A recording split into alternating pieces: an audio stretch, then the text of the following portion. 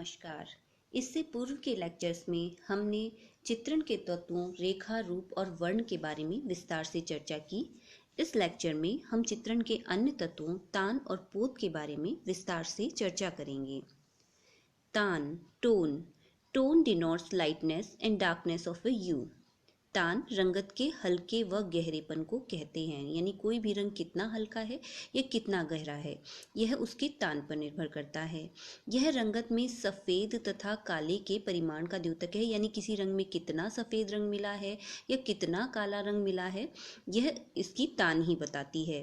किसी भी वर्ण में सफ़ेद व काले की मात्रा के अंतर से उसके अनेक तान प्राप्त कर सकते हैं, यानी किसी भी रंग में हम सफ़ेद की मात्रा को कम या ज़्यादा करके या काले की मात्रा को कम या ज़्यादा करके उसकी बहुत सारी तान प्राप्त कर सकते हैं। तान किसी भी चित्र में प्रयुक्त वर्ण आयोजन की जान है। किसी भी चित्र में जो हम वर्ण योजना या कलर स्कीम यूज़ करते हैं, तान उसकी जान है। किसी भी एक वर्ण की सतह पर प्रकाश के एक समान भाव के अभाव से भी उस वर्ण के विभिन्न तान प्रस्तुत हो जाते हैं, यानी किसी एक रंग की सतह पर अगर अलग अलग मात्रा में प्रकाश पड़ता है तो उसके बहुत सारे तान हमें दिखने लगेंगे। इसके विपरीत अगर प्रकाश एक समान है लेकिन वस्तु एक तलीय नहीं है, फ्लैट नहीं है, तो भी हमें उसके बहुत सारे तान प्राप्त होते हैं। तान का वर्गीकरण। तान को मुख्य रूप से 3 भागों में बांट सकते हैं। पहला छाया, डार्क, दूसरा मध्यम, मिडिल टिंट और तीसरा प्रकाश, लाइट। यह विभाजन तान को सरलता से समझने के लिए है। वास्तव में यह एक क्रमिक परिवर्तन है। यह परिवर्तन सफ़ेद व काले की मात्रा के मिश्रण से उत्पन्न होता है, यानी किसी भी रंग की तान, बहुत सारी तान उसमें सफ़ेद और काले रंग के मिश्रण से ही प्राप्त की जा सकती है। इस संदर्भ में यह जानना भी अति आवश्यक है कि कभी काले व सफ़ेद वर्ण का प्रयोग किसी रंगत में न मिलाया जाए, यानी काला और सफ़ेद रंग एक साथ किसी रंग में ना मिलाया जाए, या तो काला ही मिलाया जाए या फिर सफ़ेद ही मिलाया जाए। जैसा कि हम इन चित्रों में देख रहे हैं, इस चित्र में लाल रंग में काला रंग मिलाकर उसकी बहुत सारी तानें प्राप्त की गई हैं, और नेक्स्ट चित्र में लाल रंग में सफ़ेद रंग मिला के उसकी बहुत सारी तान प्राप्त की गई है। मतलब पहले कम सफ़ेद मिलाया गया है, उसके बाद और अधिक सफ़ेद और अधिक सफ़ेद, इस प्रकार सफ़ेद की मात्रा में अंतर करके लाल रंग की बहुत सारी तान प्राप्त की गई है। और नेक्स्ट में लाल रंग में कोई दूसरा रंग मिलाकर, धुंधला रंग मिलाकर उसकी बहुत सारी तानें प्राप्त की गई हैं। तान के प्रभाव। चित्र में निम्न उपायों से तान के प्रभाव उत्पन्न किए जा सकते हैं या उनमें परिवर्तन करके संयोजन को और अधिक सशक्त और अधिक मजबूत बनाया जा सकता है। सबसे पहला है विभाजन पद्धति, डिस्ट्रीब्यूशन। चित्रभूमि पर सफ़ेद तथा काले अंतराल का नियोजन संतुलित होना चाहिए। यदि चित्र में तीनों ही तान का प्रयोग किया गया है तो सफ़ेद से संतुलन स्थापित किया जा सकता है। यदि हमने चित्र में हल्की, गहरी और मध्यम तीनों तरह की तान का प्रयोग किया गया है तो सफ़ेद के द्वारा उसमें बैलेंस किया जा सकता है। काले आकारों के निकट श्वेत का प्रयोग करके प्रखरता को एक प्रवाह रूप दिया जा सकता है। यदि कोई काला आकार है या गहरे रंग का आकार है, उसके पास में अगर हम सफ़ेद रंग का प्रयोग कर लेंगे तो एक प्रकार की प्रखरता आ जाएगी, एक प्रकार की चमक आ जाएगी चित्र में। नेक्स्ट है विलोम पद्धति, इंटरचेंज। चित्र में सक्रिय तथा सहायक तल व्यवस्था स्थापित की जाती है। यदि उसमें मान परिवर्तन कर दिया जाए तो तान का प्रभाव बढ़ जाता है। यानी प्रत्येक चित्र में कुछ सक्रिय आकार होते हैं और कुछ सहायक आकार होते हैं। अब उनमें मान में अंतर कर दिया जाए तो तान का प्रभाव बढ़ जाता है। नेक्स्ट है क्रम स्थापना, ग्रेडेशन। चित्र में जो आकार स्पष्ट रूप रेखा नहीं रखते अथवा चित्रभूमि का वह अंतराल जो एकदम शून्य अथवा असहायक है, उसको जीवन धारा प्रदान करने में क्रम स्थापना पद्धति का सहारा लिया जा सकता है। यहाँ तान की सहायता से अंतराल में परिवर्तन कर दिया जाता है। इस प्रकार आकारों के बीच संतुलन तथा अंतराल में सक्रियता और माधुर्य उत्पन्न हो जाता है। यदि चित्र का बैकग्राउंड बैकग्राउंड है जो कि खाली है या शून्य है, उसमें कुछ भी नहीं बना हुआ है, अगर हम उसमें डिफरेंट कलर के टोन्स डाल दें तो वो भी सक्रिय हो जाएगा और सुंदर लगने लगेगा। नेक्स्ट है क्षेत्र। किसी भी आकार ने कितना स्थान घेरा हुआ है और उसकी तान क्या है, इसके दर्शक के ऊपर कुछ प्रभाव पड़ते हैं। जैसे कि अगर कोई बहुत बड़ा आकार है और उसकी तान भी एकदम स्पष्ट है तो उससे प्रफुल्लता, शक्ति और ओज के प्रभाव उत्पन्न होते हैं। इसी प्रकार अगर कोई बड़ा स्थान है जो श्याम वर्ण का है और उसके निकट अगर छोटा सा श्वेत आकार है तो वह रहस्य, गंभीरता और दुख का प्रतीक होगा। लेकिन अगर कोई बड़ा आकार श्वेत आकार का है और उसके पास में कोई छोटा सा कालिमा लिए हुए स्थान है तो वह प्रसन्नता तथा मुक्तता का प्रतीक होगा। इसी प्रकार यदि चित्र में दो आकार छोटे पड़े हैं और उनकी तान एक ही है तो उनके आकार का महत्व होगा, लेकिन अगर क्षेत्र बराबर है तो तान का महत्व बढ़ जाएगा। तान, महत्व एवं प्रयोग। Tone, its importance and application. तान के प्रयोग से ही द्विआयामी तल पर त्रिआयामी गुण उत्पन्न किया जा सकता है। जैसे कि हमने बताया कोई भी चित्र द्विआयामी होता है, उसमें केवल दो ही आयाम होते हैं, लंबाई और चौड़ाई। लेकिन तान में अंतर करके, रंगों की तान को हल्की गहरी करके उसमें तीसरे आयाम यानी कि गहराई का या उभार का प्रभाव भी उत्पन्न किया जा सकता है। इसके द्वारा वस्तु अथवा आकार के वास्तविक परिमाण तथा आयतन का आभास हो जाता है कि उसका वास्तविक परिमाण क्या है, उसका वास्तविक साइज क्या है और वॉल्यूम क्या है, इसका पता तान के द्वारा पता चल जाता है। वस्तु पर का तान का प्रभाव अर्धोन्मीलित नेत्रों, हाफ क्लोज्ड आईज से अनुभव करना चाहिए, क्योंकि इस प्रकार से अनावश्यक विवरण छिप जाते हैं और केवल तान का ही हमें पता चल पाता है। तान के प्रयोग द्वारा दृष्टि भ्रम भी उत्पन्न होता है, यानी तान के प्रयोग से इल्यूजन भी उत्पन्न होता है। वातावरणीय क्षय वृद्धि, एरियल पर्सपेक्टिव को हल करने में तान सहायक होता है। मतलब किसी भी आकार को दूर दिखाने में या नजदीक दिखाने में तान बहुत ही सहायता करती है। चित्र में तान का संतुलन स्थापित करना चाहिए। यह विरोधाभास तथा संगति के सिद्धांतों के आधार पर प्राप्त किया जा सकता है। चित्रकार को अपनी सूझबूझ से नए नए प्रयोग करते रहना चाहिए, क्योंकि बिना तान के चित्र में एक रसता रहेगी। तान के प्रभाव से ही पोत का भी सृजन होता है। तान का भावात्मक पक्ष, इमोशनल एस्पेक्ट ऑफ टोन। चित्र में संयोजन में कलाकार की अपनी भावनाओं का विशेष महत्व होता है और उन भावनाओं के प्रकाशन में मूलाधार अप्रकाशित सहायता प्रदान करते हैं। यानी किसी भी चित्र में कलाकार की भावनाओं का बहुत अधिक महत्व होता है और उन भावनाओं को व्यक्त करने में जो हमारे चित्र कला के मूलाधार हैं, रेखा, रूप, वर्ण, तान, पोत, अंतराल इत्यादि, ये सब सहायता करते हैं। अतः तान का भी स्वाभाविक महत्व बढ़ जाता है और उसकी उपस्थिति चित्र संयोजन में निम्न प्रकार से सहायक होती है। सबसे पहले है सहयोग, यूनिटी।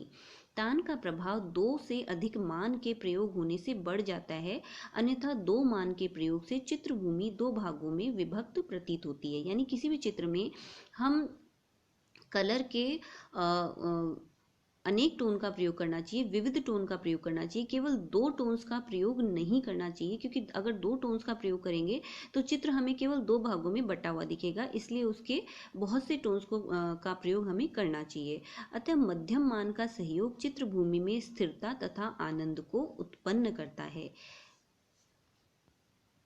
नेक्स्ट है ओज, वाइटैलिटी। यदि चित्र में संघर्ष तथा उत्तेजना की भावना का प्रदर्शन करना हो तो विरोधाभास वाली दो तानों का प्रयोग करना होगा, लेकिन इसके प्रयोग में बहुत ही सावधानी बरतनी होगी कि कहीं वह काले तथा सफेद के चिन्ह मात्र ही न रह जाएं।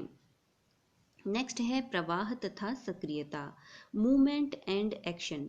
यदि चित्र में तान के विरोधाभास का कर्णवत नियोजन किया जाए, यानी कि diagonal arrangement of contrast of tones किया जाए, तो वे प्रवाह तथा सक्रियता का भाव उसी प्रकार आ जाता है जिस प्रकार कर्णवत रेखाओं के द्वारा उत्पन्न भाव। जिस तरह कर्णवत रेखाओं के बारे में हमने पढ़ा था, उससे प्रवाह का भाव आता है। इसी प्रकार अगर हम तान का भी इसी तरह से प्रयोग करेंगे तो प्रवाह और सक्रियता का भाव, मूवमेंट और एक्शन का भाव चित्र के अंतर्गत आ जाएगा।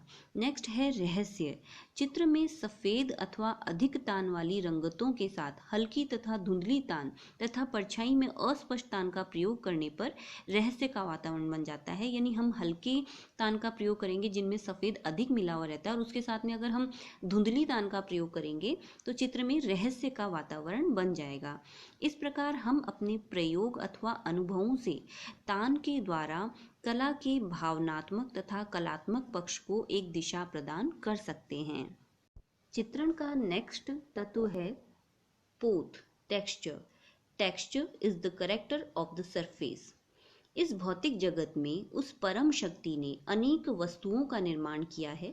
संभवतः जीवन भर उनकी संख्या भी न गिनाई जा सके।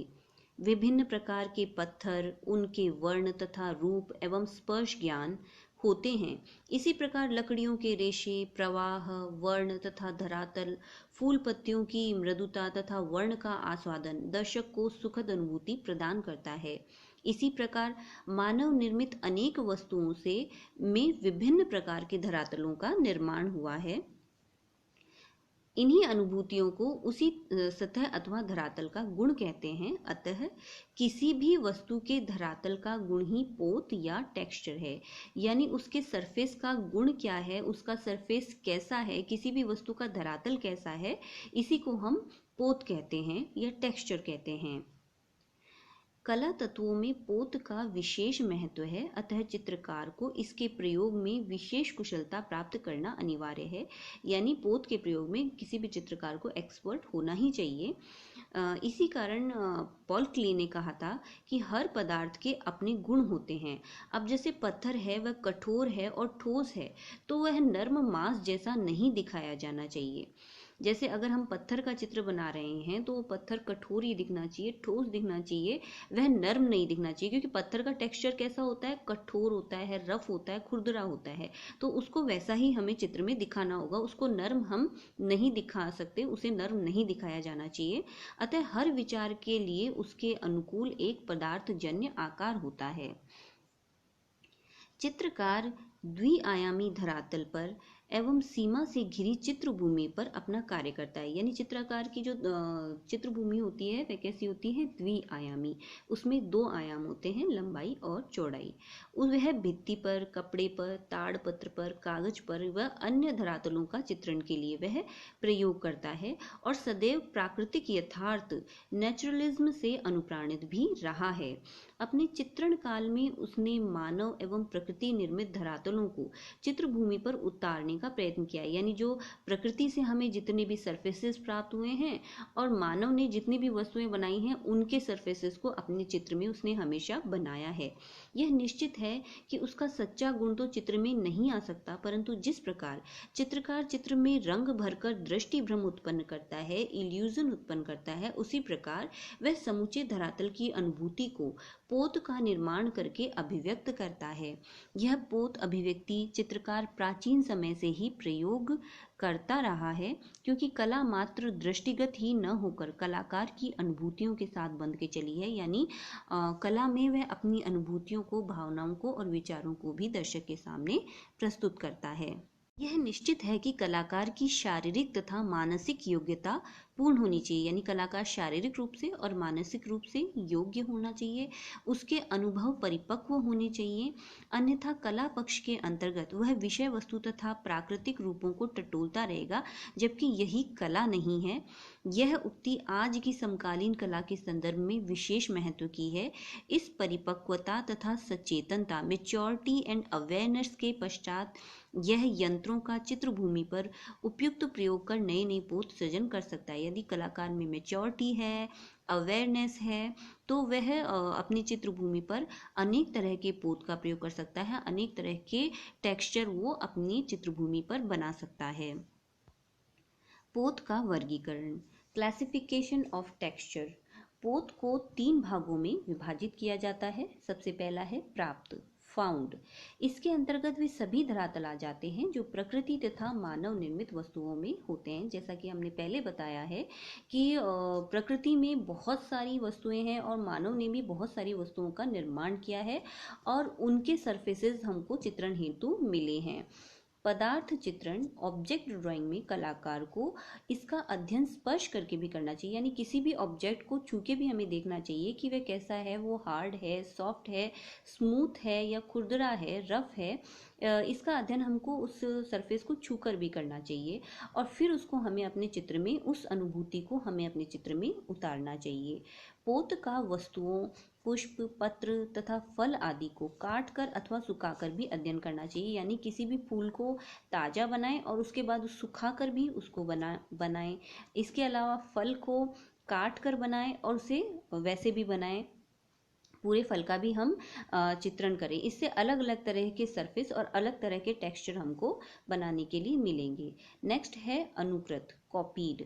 अनुकरण पद्धति द्वारा निर्मित पोत इसके अंतर्गत आते हैं। पदार्थ चित्रण में प्रतिकृति अंकन हेतु चित्रकार इसका प्रयोग करता है, क्योंकि प्रकृति प्रदत्त पोत का अध्ययन वह पहले ही कर चुका है।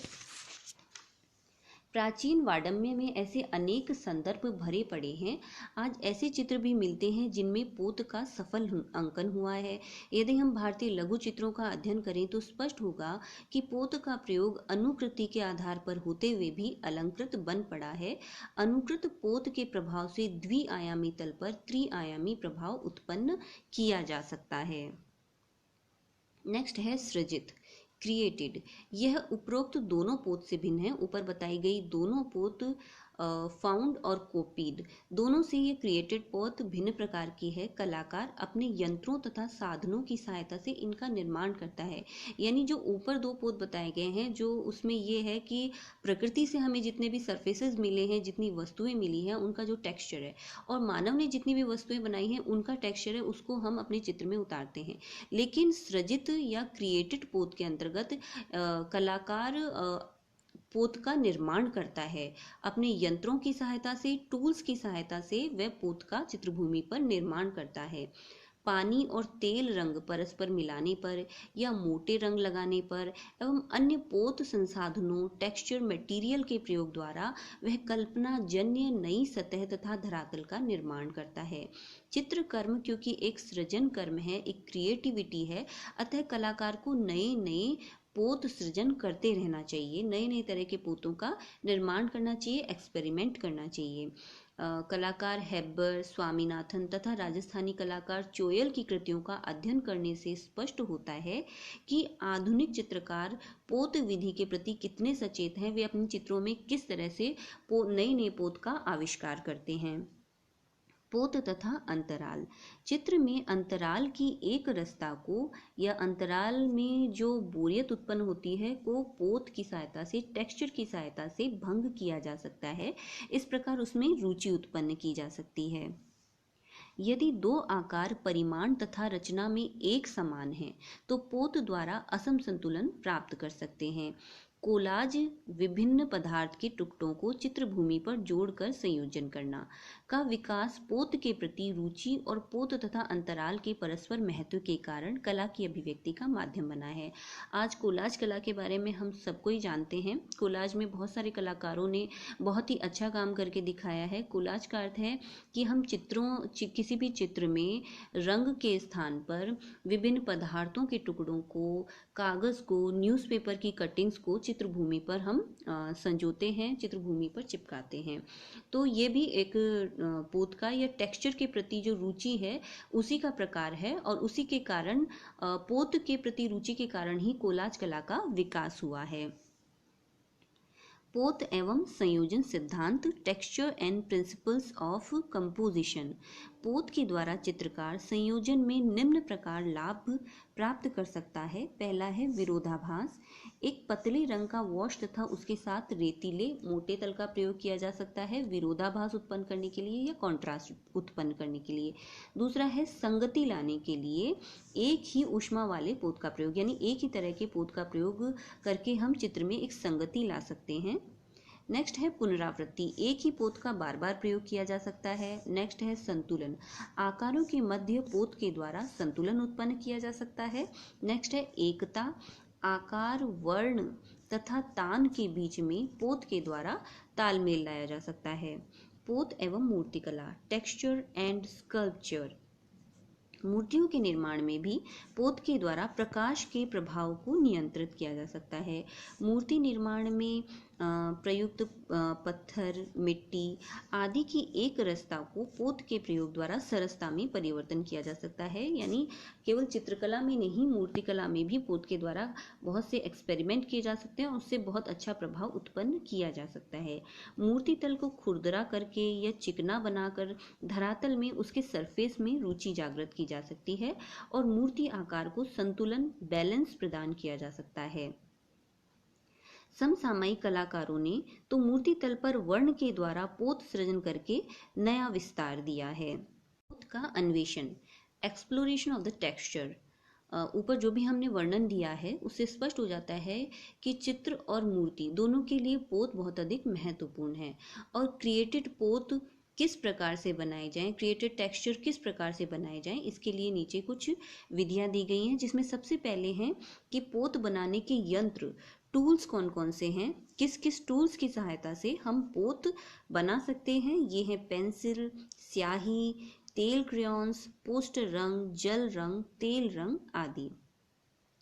फिर कौन कौन सी चित्रभूमि हो सकती है पोत बनाने के लिए, हम प्लास्टिक के ऊपर कर सकते हैं, लकड़ी पे, कागज़ पे, कपड़े पे, मैसोनाइट बोर्ड पे, गैसो पेपर पे और रेगमार कागज़ पे और अन्य इसके अलावा भी चित्रभूमि हो सकती है जिसपे हम टेक्सचर का उपयोग कर सकते हैं। फिर विधियां कौन कौन सी हैं पोत की, वे हैं टपकाना, उडेलना, रगड़ना, यानी हम रंग को टपका के उसको एकदम से उडेल के या फिर उंगली से या किसी चीज़ से रगड़ के या उसको स्पर्श करके यानी टच करके ये रंग को शीट के ऊपर घुमा कर, दबा कर या शीट को मोड़ के या उसको किनारों से शीट को थोड़ा सा जला के या फाड़ के भी अलग अलग तरह के टेक्सचर हम उत्पन्न कर सकते हैं।